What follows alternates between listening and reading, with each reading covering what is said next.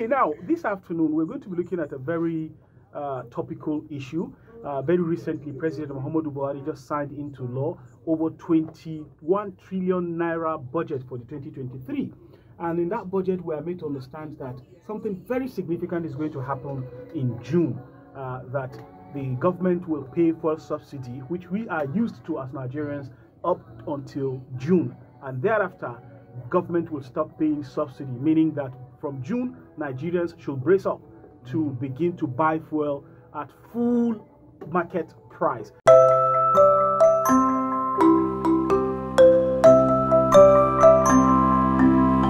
Now, this afternoon, we want to hear your conversation. Let me start from Honorable Stanley.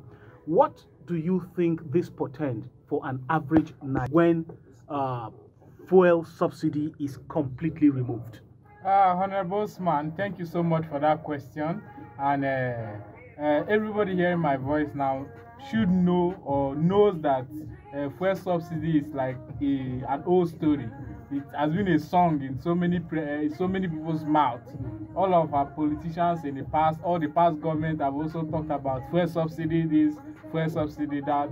Well, to begin with, it's a bold step for this government to say, okay, we want to remove everything subsidy, because we have heard that it is scam, because sometimes we are not getting the benefits of why the subsidy was there in the first place. So why keep it there where we are still suffering? Why keep it there where the common masses cannot buy common garri is now an expensive food in the market? Why keep it there where transportation is on the high side? So there is no need for it to be there in the first place, because there is no benefit for it. Honorable. Okay, Honorable Stanley, let me come in here. I think what we need to look at also as to the issue of subsidy is that if subsidy is not paid by government says we'll be buying a liter of fuel to somewhere around 400 naira, and something. Over 400 naira. It's not a new story, Mr. Honorable, because other countries, they are buying fuel at even at a more expensive price than that. Okay, but my concern is, Honorable, if fuel subsidy is removed and Nigerians are now forced to buy a liter of fuel to over 400 naira, what do you think this portends to an average Nigerian? Bearing in mind that civil servants in the country haven't had any form of salary increase, meaning that in the last 10 years, or let's say in the last 7 years, you buy a bag of rice for 8,000 naira at the same salary that you were receiving at that time.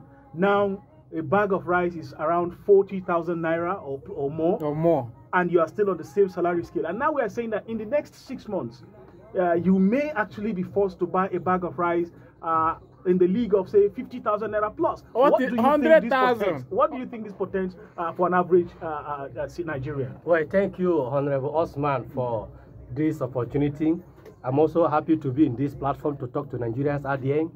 Now, let me start by reminding you, Honorable, Buhari, during his campaign, one of the promises he made to Nigeria is to remove fuel subsidy. That was one of the promises he made in 2014. He said once he assumed office, he's going to remove it, because subsidy, me and you know that is a scam. It's only the politicians, the men up there, they know that is benefiting from fuel subsidy.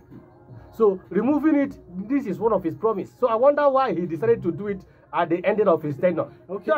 So that to say he want to heap load of economic mess to the upcoming administration. That's because they're the one that are going to suffer it. The number one. Then number two, if you want to remove fuel subsidy, you have to increase minimum wage at least 150,000 to 100,000 naira, so that the ordinary citizens can be able to cope. Yes, minimum is still at around 30,000 naira. So how will the ordinary people in the street will be able to cope with the removal of fuel subsidy. So if you want to remove fuel subsidy, the best way to go about it is to first of all increase minimum wage, so that the ordinary citizens out there will not be able to feel the impact of the removal of fuel subsidy. Honorable Nachi, without the removal, how has your life been all this while? Okay, you understand? Okay, I think before you comment on that, we had a one-time former governor of the Central Bank of Nigeria, in the person of Sanusi Lamido Sanusi, who told us that in various government offices where subsidy claims are done every month, that they have had people, as governor of Central Bank, he should know better. And he told us while he was still governor of Central Bank that you had people who just go with ordinary paper and they claim hundreds of millions of dollars in subsidy for fuel that they did not in any way import. They didn't import fuel, but because they had connivers in the offices, they just go with papers get signed, and monies get transferred. That was subsidy regime.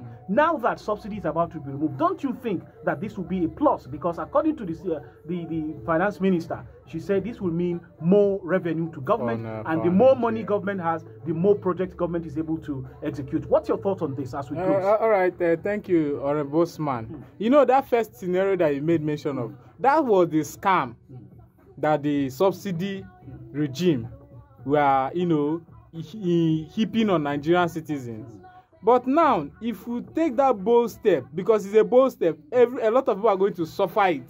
The common man is going to suffer the removal of subsidy. Even the highs, they will also have a way of feeling the impact of that subsidy. But it is the right decision, because like the Minister of Finance have said, that it will be more money in our coffers. It means that we will have more money to fund our infrastructural projects. We'll have more money to execute and complete some projects that have been around since before 1999. And if we have more money in doing those things, then we'll have more social amenities. Some of these politicians, they travel abroad, they see how other countries are. Why can't we replicate those things in our country? And if we remove that subsidy with those money, my fear is that some people will misuse that money. Some people there will be over bloated budgets. Some people that have big eyes would want to do project that. Do you mean big eyes physically or literally? Big eyes in everything. Big eyes in money. Okay. Big eyes in government contract. Okay. Big eyes that, look at the amount of money that is coming into this government. Yeah. Let us corner some of these monies. So if this money will be judiciously used, it will be more good than harm. Even though we are going to suffer it in a short while, we will live to enjoy a good Nigeria. Our children will meet a Nigeria that has infrastructure and other social amenities in place. Okay. Now, Honorable Naji, your final thought on this? It's okay. I am not disputing the fact that fuel subsidy removal will enable our economy to grow. It will enable our GDP to grow. Now, it also enabled Nigeria to be able to save much and be able to put in place infrastructure. There will be a lot of development. But that will be if we have a good leadership. Apart from having a good leadership on ground, even if you remove it, they will still steal it from the other side, just like my colleague said here. So once they are removing it, they will still steal it from the other side. Unless if we have a good economic manager like P2B, who has the capacity, who knows how to curtail, who knows how to manage, who knows the give shisi.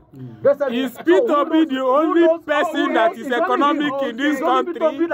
He's not the only one that read economics in school. He's not the only one that read economics in school. If you leave it for any other politician, they will steal the whole money. Thank you very much, Honorable Naji, and I have to say sincere thank you to Honorable Stanley.